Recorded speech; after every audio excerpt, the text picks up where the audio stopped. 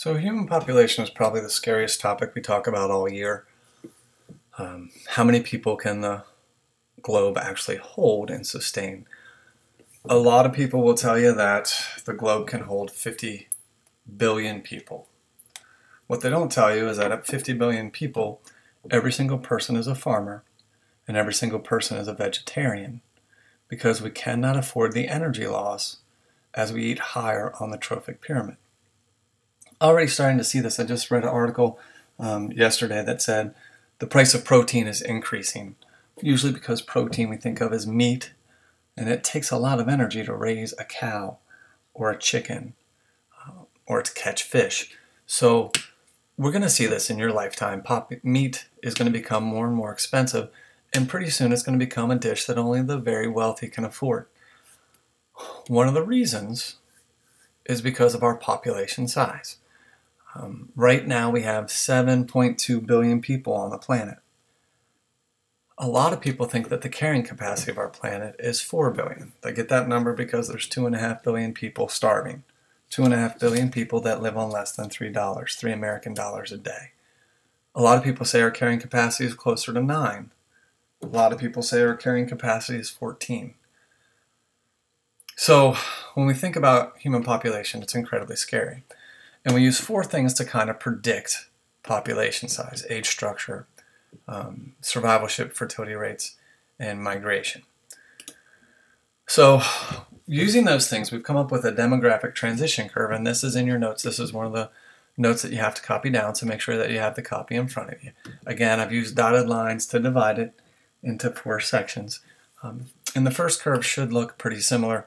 This is our typical population growth curve: the lag phase, the exponential phase, the stable phase, and the death phase. But when we're talking about human populations, we label them a little bit differently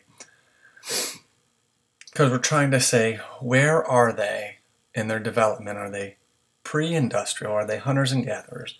Are they industrial? Or are they post-industrial? And we also want to know why this is happening. So for the demographic transition curve, we added 2 extra lines. The first one is the death rate, and the second one is the birth rate. So looking at the birth and death rate, this gap is what causes the exponential growth.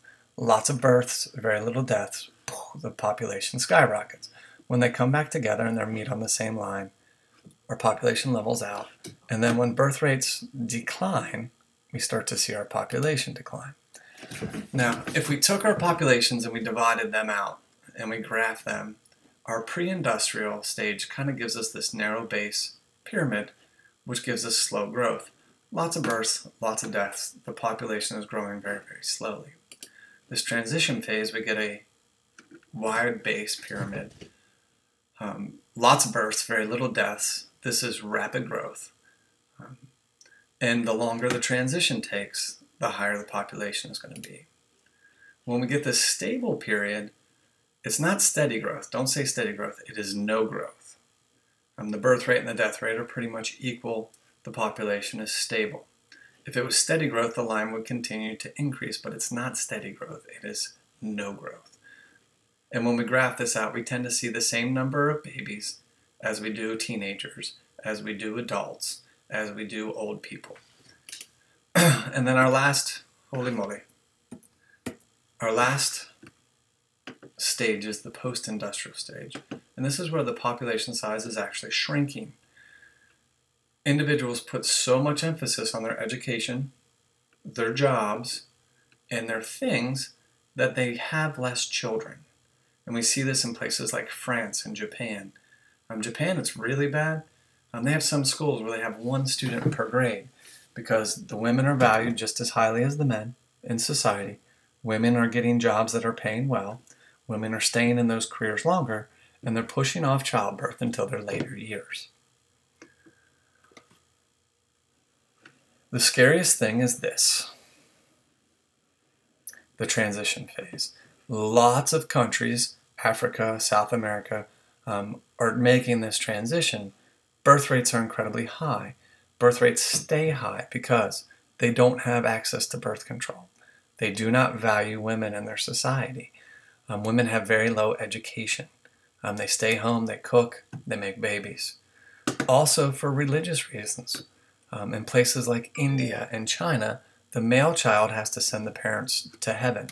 If the male child doesn't light the funeral pile, the parents never get to heaven.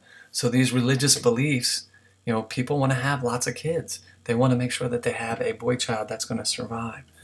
Death rates decline, however, because it's really easy to import things like medicine and vaccines. It's really easy, to care for the mom before the baby's born, to care for the baby right after the baby's born, and give the baby some vaccines and stuff.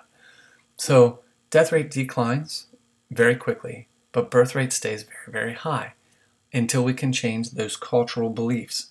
And how long does it take to change cultural beliefs? Generations. So the whole time we're trying to change those cultural beliefs, the population is growing unchecked. And this is why it is so incredibly scary. Now, the age structures are determined by graphing the percent of males and females at each age group or cohort. The age groups are between 0 to 4, 5 to 10, 11 to 14, and so on. So every 5 years we break it apart. And when you have lots and lots and lots of babies, and lots and lots and lots of people making babies, this tends to be the recipe for what we call a population bomb. The population is going to grow incredibly fast. Here, we have lots of babies and lots of people making babies, but they're kind of making that transition to zero growth. They're kind of stabilizing. This is very slow population growth. Here, it's kind of tough to see because we have this top 5 or 6, but if you lop off those top 5 or 6 bars, this looks basically like a rectangle, stable growth. And we tend to have this in our industrialized societies. The United States hasn't got there yet because we have so much immigration. And when people immigrate to the country, they bring with them their cultural beliefs and their social beliefs. And then here we have a trapezoid. We have negative growth.